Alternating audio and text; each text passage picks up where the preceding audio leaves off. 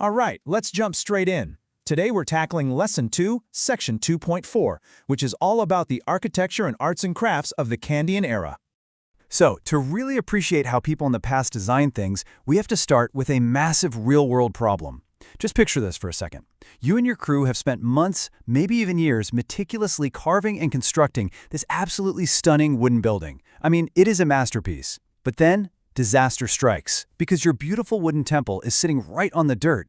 A colony of termites or ground insects finds it, and you know what they do? They start eating it from the ground up, literally chewing through all your hard work. It is an absolute nightmare for a builder. So the big question they had to solve was this: how do you build a wooden temple in a tropical environment that bugs absolutely cannot destroy? Well, the Kandyan architects came up with a genuinely genius solution to this insect problem.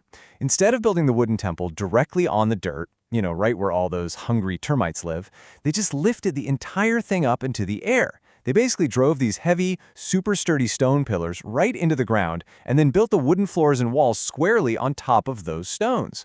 Bugs have a pretty tough time chewing through solid rock, right? So by elevating the building like this, they completely saved the wood and made sure the temple would survive. Okay, so this brings us to a highly testable vocabulary word that you are definitely going to want to lock into your memory for exams. This specific architectural lifesaver is called a Tempita Vihara. Whenever you hear or see those words, just think temple on pillars. It's a hallmark tradition from the Kandyan era, defined by placing wooden beams directly on top of stone pillars that stand on the ground. It was just such a practical, incredibly smart way to prevent insect damage and guarantee that these important religious buildings would last for generations. Now that we've figured out how they kept these buildings standing from the ground up, let's shift our focus to the wooden pillars holding up the heavy roofs. The Kandyan era wasn't just about practical construction, It was a total golden age for arts and crafts. And religious buildings, especially the famous Mbk temple, were given center stage to show off these jaw-dropping artistic skills. Just imagine the incredibly complex details carved straight into solid wood. It's really something else. And here is a mind-blowing fact about these pillars. Across the massive array of wooden pillars at the Mbk temple, no two carvings are exactly the same. Seriously, no two. Think about the sheer artistic dedication that requires. The Kandyan craftsmen didn't just design one pattern and mass-produce it over and over. Nope, they treated every single pillar, every individual wooden panel, as a completely unique piece of art.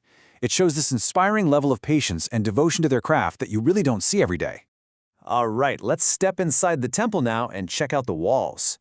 During the Kandyan era, painting was a major way to teach everyday people about the core principles of Buddhism. But the artists didn't just paint whatever popped into their heads, they actually followed a very strict, specific set of rules.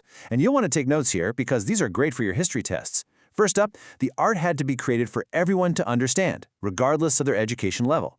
Second, they divided the walls into long columns to tell a continuous, step-by-step story. Third, they actually wrote helpful captions right below each picture. Fourth, any blank space left over? Filled with beautiful floral designs. Fifth, they went heavy on traditional colors, like a lot of red. And finally, they totally tossed normal size proportions out the window. If someone was a VIP in the story, they'd just paint them much bigger than everything else. So what happens when you put all those rules together? Well, in a lot of ways, you get the ancient version of a graphic novel or a comic book. As people walked along the temple wall, they would read these popular Jataka stories, like the Vesantara Jataka or the Dhammsonda Jataka, step by step, just following along those long columns. It's really cool to think about it in action. You've got the distinct scenes, that really rich, heavy red background, the intricate floral fillers taking up the empty space, and of course the written captions right underneath to guide you through the plot. What I honestly love most about all of this is that this incredible artistic and architectural legacy isn't just trapped inside a dusty history textbook. These places are real, and they still exist. You can actually go visit these ancient comic book-style murals and stand in the exact same spot where people stood hundreds of years ago. If you want to see Kandyan-era paintings today, some of the absolute best spots are the cave temples at Dambala, the stunning Digaldura, the world-famous Temple of the Sacred Tooth Relic, and Mulgarigala. It's literal living history right there on the walls. So, as we wrap up this explainer on the architecture and arts and crafts of the Kandyan era, I want to leave you with a bit of a challenge. Think back to those rules of Kandyan art we just went over.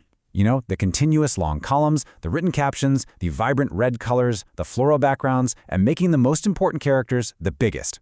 If you had an entire blank wall to paint right now, What modern story from your own life, or maybe even your favorite movie or book, would you paint using this ancient Kandyan style?